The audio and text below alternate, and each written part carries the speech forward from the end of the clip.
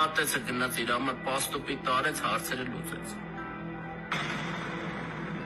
Լասա ցավը տանեմ, էդ ինչ ա եղել։ Արայի ախպոր բալա։ Ես չուզեցա ատեցին ասեմ, որտեվ գիտեմ էթալյա խփի։ Հետո շուխորան գնելու, որ քերոփիքի թեմաները ատեցն է փակում։ Դու ճողում ես ախպեր։ Օպարս ես շատ ուրախ եմ, որ քիչ Ղուրբանի տղեն եմ, բայց իմ հարցերով ես եմ զբաղվում, ցավը տանեմ։ Ես գիտեմ, դրա համար է քեզ ասում եմ։ Այն օրը զանգեցի Հայկոին կանչեցի, ասեցի այլ մեզ խոտկա անենք։ Ես առաջարկեցի, որ քերոփիկին ճանաչեն քերոփ։ Դաժե զանգեցի Մոսկվա Սլավիկին։ Սլավիկը ասեց բջե ջան, ոնց ասես տենց ա լինելու։ Ոնց օպար։